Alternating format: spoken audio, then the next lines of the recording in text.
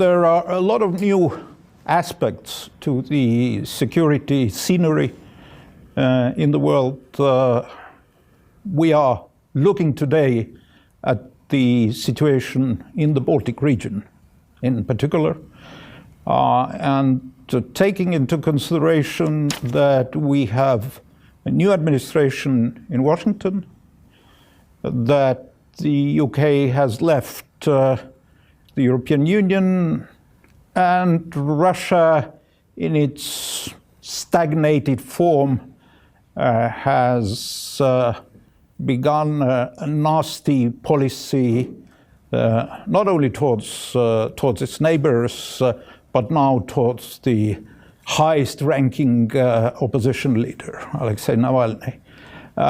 We don't know how the new US administration will act towards the Baltic region. Obviously, this is not their first priority, there's no doubt about that. There were a lot of exercises, a lot of military activities during the last administration, you know, B-52s, B-2s, a lot of exercises with Sweden, Finland. Whether that will all continue, it's difficult to say at the moment. I have an excellent counterpart for that discussion, former Prime Minister and former Foreign Minister of Sweden, co-chairman of the European Council of Foreign Affairs, and a good friend of Estonia, a good friend of Lennart Meri Conference, and my own good friend, Carl Bildt. Hello, Carl. Hello, Jüri. Very nice talking to you. We go back a fairly long time on these issues, but they are changing all the time. So there is always room for discussing the new challenge, the old and the new challenges that are there. The key change that is happening now is, of course, the new administration that is there in Washington. And as you say, we don't know exactly what policies it will pursue. But the key thing from our point of view is that we will have an administration in Washington that knows Europe, that likes Europe, that thinks the alliance, be that NATO or the relationship with the European Union, is important, both because they support what we are doing in Europe and because they see that as key to handling the different global challenges, be that the pandemic or be that the climate change or be that the relationship with China. The position of the United States in the world is not what it was 25 years ago. And in order to handle the global challenges, you need allies. On the overall situation, Russia, your immediate and our sort of semi-immediate neighbor to the east, I mean, the key issue in security terms for them has, of course, been since 2014-15, the confrontation with Ukraine. Added to that has been the Belarus situation. And I think it's fair to say that while the Belarus situation might look very stable at the moment, I think the Belarus situation long term is highly unstable from the Moscow point of view and will worry them. Russia will have a difficult year. They have the Duma elections. I don't think that either you or me, Jüri, will put money on any very significant change. There's a restlessness among part of the young generation in Russia. I'm not saying there's going to be any fundamental dramatic change. I don't think there will be. But it's a sort of less stable, less certain situation in Russia. And that, I think, explains a lot of the nervousness that we see in the Navalny handling and in other cases. And whether we will see this directly in the foreign policies and security policies of Russia, of course, remains to be seen. But that makes it important to have strength in our respective security policies. I think there are certain issues or certain areas which deserve a lot of attention, both from Sweden and from Estonia, also because the Biden administration is very transatlantic, strongly transatlantic, which is clearly a positive thing. But one of the questions is that Biden is surrounded by a huge group of people who, for instance, believe in arms control. And I am sure they will be looking for possible arms control measures, and which is perhaps more concerning, confidence building measures. But of course, if you look at this Baltic Sea region of ours, which is very small, very narrow, and very close to Russia, and you would be looking for confidence building measures, then it's evident that you would try to find ways here at the borderlands to create some type of confidence situation. The other issue is of course military exercises. For us, it was extremely important that we started to conduct military exercises which were not abstract in nature. We often had simply interoperability exercises in the past. You know, a lot of it was for show. But nowadays we are doing exercises which go according to the defense plans. And I can see from Swedish-US exercises that there is also a clear sort of understanding of what we are actually doing in crisis situation. And Russia, of course, has increased its capabilities, particularly in the naval domain in the Baltic Sea region. So I think it would be unfortunate if those exercises would be somehow dropped or diminished or slowed down because of the confidence building approach or for any other reason. That is one issue which I think deserves attention. I'm very happy to say that the Brits are trying to find new avenues to show their connections to Europe, especially in the security and defense sphere. And, well, you know, they have a whole battalion here at Tapa, but they have conducted a huge array of various exercises, you know, reinforcement exercises, moving tanks from the island up to Estonia, stuff like that. So I think we should be very aware that Brits today actually want to be part of the European security, but their particular interest is Northern Europe. And we should, I think, in all ways encourage that. We are not interested in fortress Europe. I think we are interested in openness, particularly in the security sphere, but also in all other spheres, really. Of course, I agree with that. I mean, we should be realistic, and we should understand that if you look at it sort of in the 10-year perspective, an increasing share of concrete, military, intellectual, political resources of the United States will have to be devoted to East Asia and to balancing China. Already today, I think we see 60-70% of their most advanced resources being not to Europe, but to East Asia. And that's understandable. That will happen. We will still be dependent upon sort of critical resources of the US. But I think we must be able to do more in order to complement, in order to be better. And here, as you point out, the United Kingdom is important because they are part of Europe. And when they now left the EU, which is a stupidity of the first order, they have an interest in demonstrating that commitment to European security more clearly. And the fact that they are now leading, and I hope that remains, the NATO presence in Estonia is very significant in that respect. I think it is at least as important that we have the Canadians leading the force in Latvia, because that's another North American, and that anchors the NATO commitment more clearly. As to confidence-building measures, the Russians have been modernizing part of their strategic nuclear deterrent at huge costs. The Americans are starting to do it. There are technological developments that make the old structures not entirely relevant to the world of the future. And to have strategic stability talks, strategic nuclear agreements, I think is in our interest. And I think we'll see both Moscow and Washington focusing on that.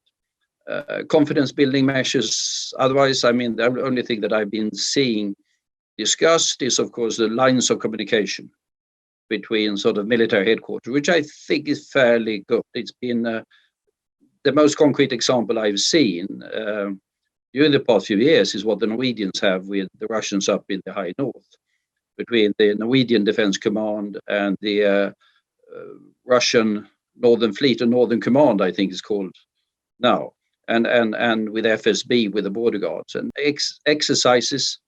I agree completely with you. It's very important. Applies to Sweden, applies to Finland, applies to Norway. Denmark should not be forgotten, Poland. And the Russians have their big exercises. It's going to be the Zapad. This is a Zapad year.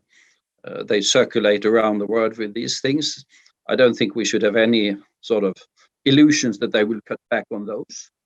And I think it's important that we continue the pattern of exercises that we've started to develop that are somewhat more realistic than was the case in the past. It's expensive sometimes, but I think very, very important.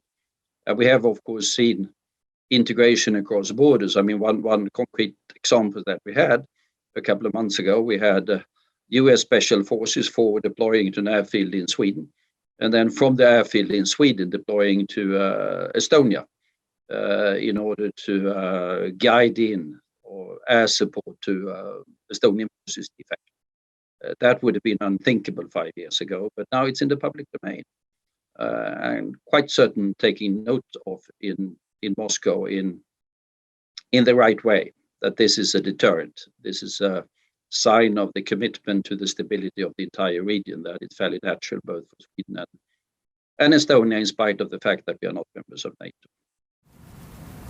Let me ask you about Sweden and NATO. There seemed to be a shift in public opinion, but in a more general fashion, I think Sweden has become very, very, very strong, both politically in terms of statements, for instance, but also upping its military game, restoring conscription, rebuilding, well, I shouldn't say rebuilding, but developing your navy, huge exercises with the Americans. Do you see this continuing, and do you believe that this would also change the attitudes towards NATO to the extent that NATO membership could be possible, at least at some point? Because, at some point you might ask, you do everything, you do more than many NATO countries do. And also, I mean, if something happens, let's say in the Baltic states, there are apparent risks for Sweden, especially if Sweden joins the fray and helps us, which we are pretty sure you will.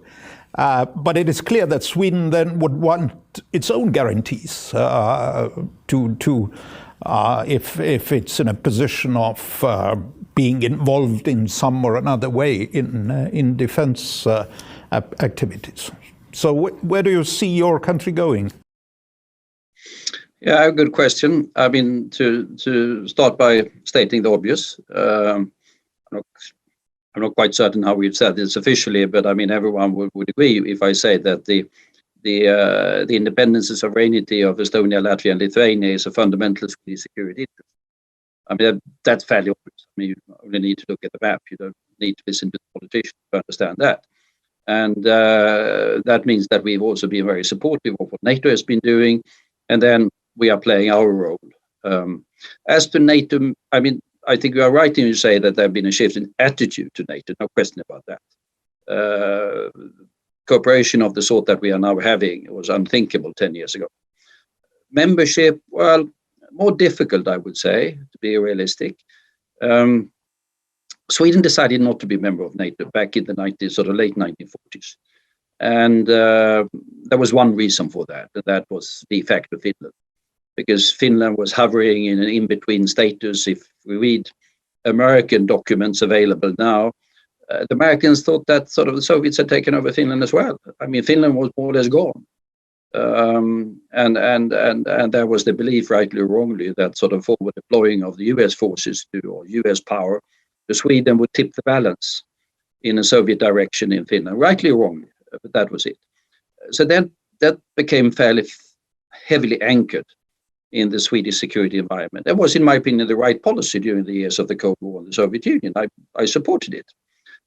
But then, of course, particularly on the left of our politics, it developed an ideological component as well. And there's still a Vietnam generation that see the image of the B-52s hovering sort of bombs over allegedly innocent Vietnamese. And that means that the Social Democratic Party on the left, I mean, they're prepared to go far in terms of cooperation with NATO, but they think that NATO membership would be too divisive an issue. And it might be, and we just have to wait, I think, and see the shift in opinion. I think it's shifting gradually. What we are losing out is, of course, and I saw this very clearly when I was dealing with the Balkan issues, in that capacity, having a lot to do with NATO, we lose in terms of influence. We are not around the table. You know that, Jüri. You sit around the table. You look at the plans, you discuss the plans, you discuss the policies. We are not there. And that is, of course, a long-term, I think, a disadvantage for Sweden. It doesn't affect that much the security itself, but it affects our influence on the security situation up here in the north. Because if you have discussions in NATO in the one body or the other on northern security in Russia, I mean, we can have a diplomat outside the door, but it's not quite the same thing. I think that's exactly right. And of course, Russians believe that you are in NATO anyway.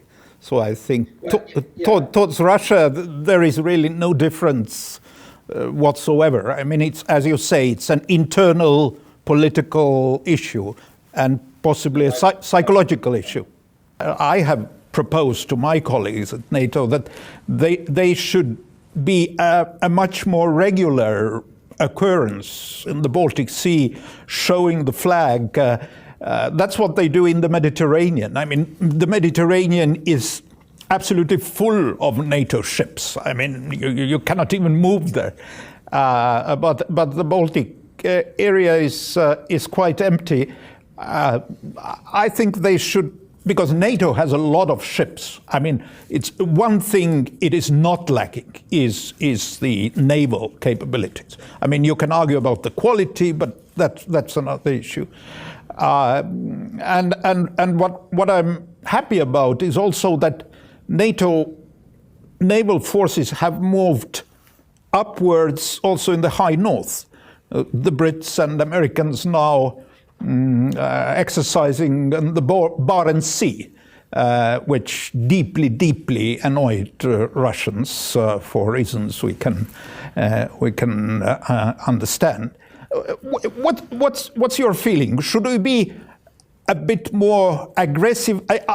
I don't use the word aggressive in a sort of a negative way, but sort of more active in bringing more capabilities, showing the flag, or is it okay as things stand? I think it is important, as you say, that they are coming, we talk about the Americans to a large extent, that they're coming here and showing the flag now and then. But I remember also from past discussions that particularly the Americans, they are slightly uncomfortable with the Baltic sometimes because it's too small. I mean, these are ocean guys. They want to have deep depths and huge oceans. And going into the Baltic, where there's a shore within sight nearly everywhere, I'm exaggerating for the sake of the argument. I mean, they do it for political reasons now and then. But I don't think we should count on them to do very much more than that. I think the Brits will be focusing quite a lot on the North Atlantic. And I think they would be keen also to have demonstrate a presence in Indian Ocean and Pacific waters, more for political reasons. I think there's a new emphasis from the German side on the Baltic again. There was a tendency for them to go to other parts of the maritime environment for a time. We'll see where the Poles are, if they will They need to develop their submarine capability. The Germans have a submarine capability. We have a submarine capability. And those are the maritime. You need sort of crisis management assets, absolutely. But as for real dominance of the Baltic Sea, my opinion is that it's submarine assets and air assets that are key. And I think we'll have to depend on primarily these nations to provide it for the foreseeable future. I remember it was also a part of the Swedish sort of policy points that the Baltic Sea region is one of the most stable regions in the world.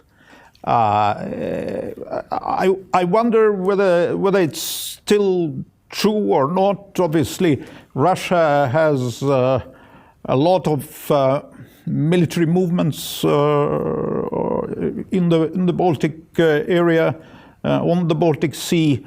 As I said, Russian theoretical attempts or attempts in exercises to exert the so-called A2AD bubble are very much dependent on Russian Navy, Baltic Navy. Also, they are dependent on aggressive move towards Estonian islands, Swedish islands. There is a lot of air activity going on. What the Russian intentions are, it's difficult to say. I mean, at the moment, it's probably mainly exercising, showing the flag, pushing the limits. Do you see it changing? Do you see Russia gaining some particular interests in the area, or will it be more of the same, Well, we can only guess, both you and me, but we can look somewhat at the pattern. If we look at it in a historical perspective, of course, the key thing for them was to safeguard the security of St. Petersburg, Leningrad. And that affected fundamentally the position of Estonia and Finland to take those. I mean, the Gulf of Finland and all of the fortifications, that was the key. They seem to be less concerned with that at the moment, which I think is a good thing. But I think they are somewhat concerned with the rather exposed position of Kaliningrad. And if we look at the Baltic Fleet, which is by no means their priority fleet, but still important, it is dependent on Kaliningrad. Kaliningrad is a very exposed place. I mean, they have the A2AD and the bubbles, of course. I can understand it from their point of view. And a fair amount of their activity that we see from the Russian side in the Baltic is, of course, a transit between Russia proper and Kaliningrad. And I do think that if we look at the Baltic Sea, while historically a lot of the tension was, as I said, on the Gulf of Finland and the security of that, I think we'll see a shift towards the southern part of the Baltic Sea.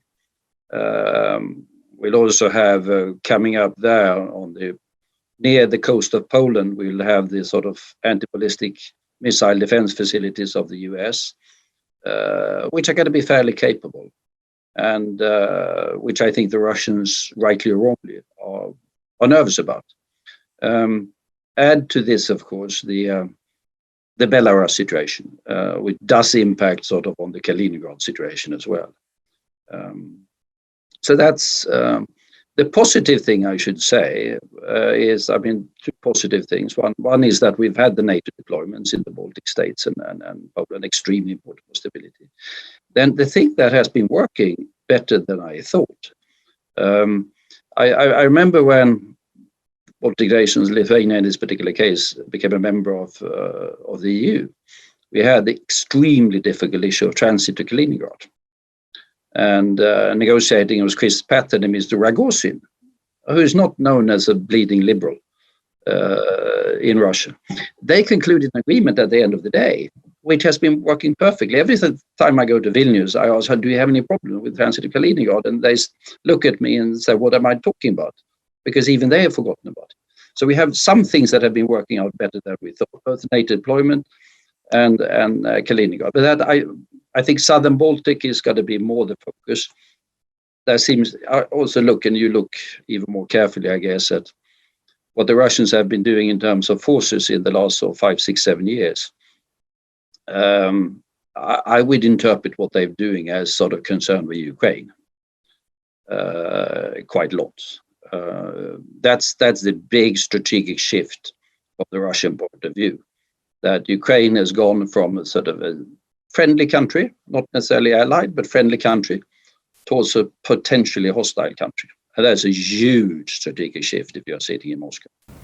Yeah, I think you are exactly right. The southern direction has become the key direction for the Russian forces, and especially now, of course, when there is a war going on. So it's evident.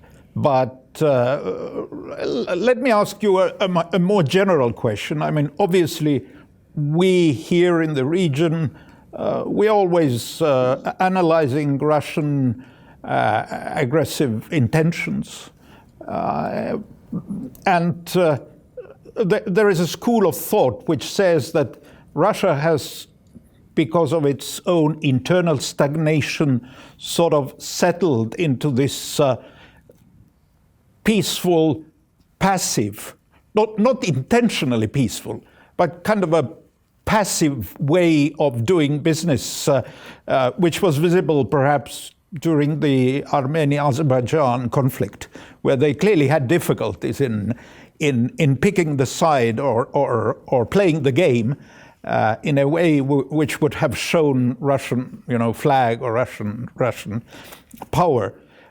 I have a somewhat different theory, and I go back to the Cold War and to the Soviet invasion to Afghanistan, because I think one of the reasons why the old men decided to attack Afghanistan was also the feeling that the West is sort of going forward, is on the attack, is more active.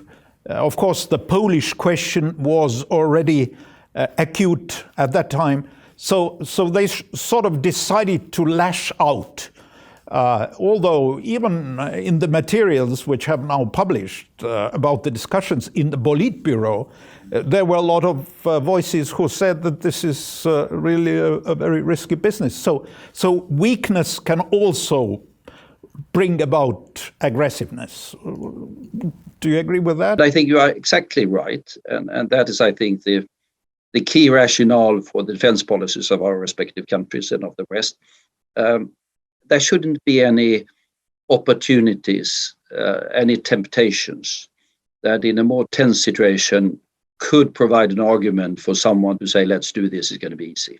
I think neither you nor me think that we are going to be attacked tomorrow. But neither you nor me can guarantee what's going to be there 15 years down the road. And then we want to have a situation where if we have that discussion in sort of leading circles in Moscow, to take that as an example, that people will say, this is going to be difficult, this is going to be messy, it's not going to be worth it. So sort of have our guard up, not that we see any aggressive intentions, but we don't want to have any weakness and any temptations for the future. That's also rationale for a lot of Russian defense policy. I mean, they are arming in order to be absolutely certain that no one can harm the territorial integrity and sovereignty of Russia. Fine. Exactly. I think one of the challenges we are facing is to keep the Western, American attention in Europe, particularly in our region, which is relatively stable. And you alluded at the beginning of our conversation to the US focus on China, which is evident to everybody. So I think one of the challenges is how do we keep at least part of the US attention in our region, Europe writ large, and should we do something in the Far East, near China, together with the Americans, to show that they are not alone there. So I think, especially for bigger countries in Europe, not necessarily for us, this will be a big issue. Because Americans would say, okay, you want us to defend you, that's fine, we'll do it, but please join us in the Far East and in the Pacific. And that's not necessarily easy politically for many European countries. Do you see that as a challenge? French consider themselves to be an Indo-Pacific nation. They have some islands over there, and they have sort of an Indian Ocean fleet, I think. It's not massive, but they got something. So they consider themselves to be there already. I think the Brits, if I understand rightly, one of the aircraft carriers they intend to send off to Asia. It's more symbolic, but that could be, they need the Americans to protect it. They don't have enough forces to protect an aircraft carrier. But it will be symbolic support. And I think that will be appreciated. Then there are lots of other issues where the EU and us Europeans, NATO and whatever, can be helpful to the Americans. I mean, we have a lot of technology issues, we have a lot of economic issues, we have a lot of policy issues, which are important. And where I think we can sort of do more and be more relevant partner. Then we must demonstrate that we can do more in order to take care of our own security and to help each other. I mean, Estonia has special forces down in Mali. Sweden has special forces on their way to Mali. Neither Estonia or Sweden has been seeing Mali as a number one security issue in the past, but we see it from a wider European point of view. Not only the French, I mean, the security south of Sahara will affect us as well. And I think that's also important to demonstrate to the Americans that we are both able and willing to do things to be able to contribute to the stability and safety of our, to use that old Soviet expression, near abroad. And that near abroad is fairly wide. So I think that's those are important things when we discuss. There will be more intense discussion across the Atlantic, what we can do in order to be supportive of each other. No, exactly. And you mentioned Mali, the fact that our troops are there or on the way to Mali, in case of Sweden. I think that has been extremely beneficial for Estonia, for instance, to have such a close relationship with France.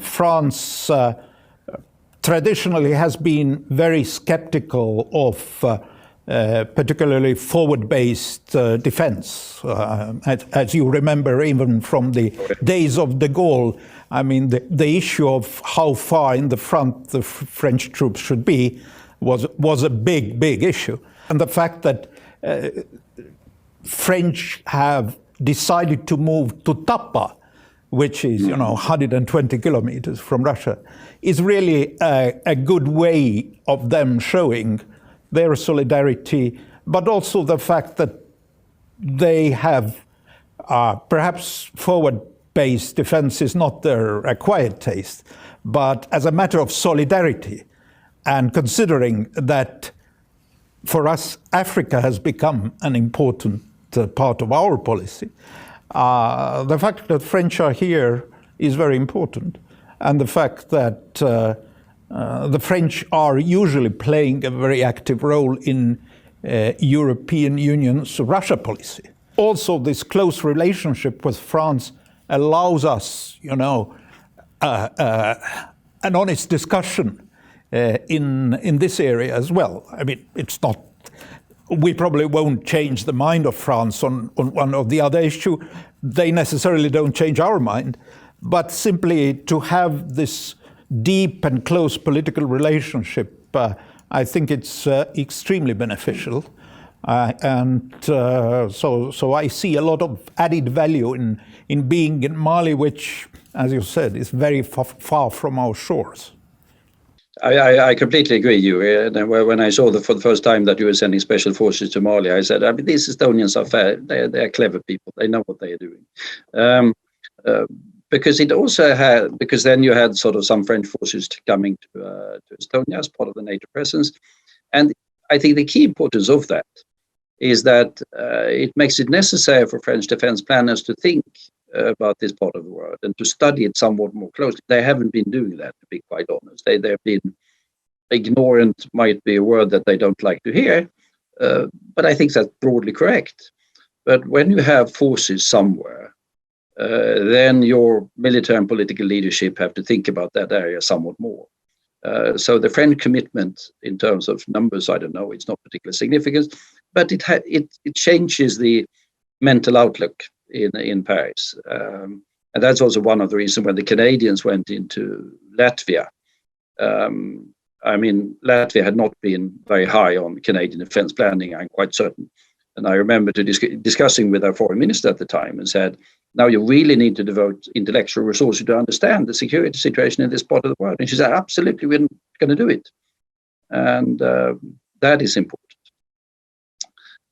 Then the French sometimes have, what both you and I perhaps would consider a view of what you can do with Russia that might not be highly anchored in historical experience, to put it in those slightly diplomatic terms. Yes.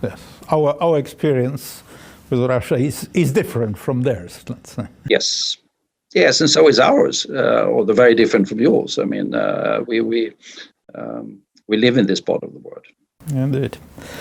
Well, Carl, we have to wrap it up. It has been a pleasure, talking to you, discussing the issues around the Baltic Sea and the wider world. As I said, last year showed to us how difficult it is to predict the future.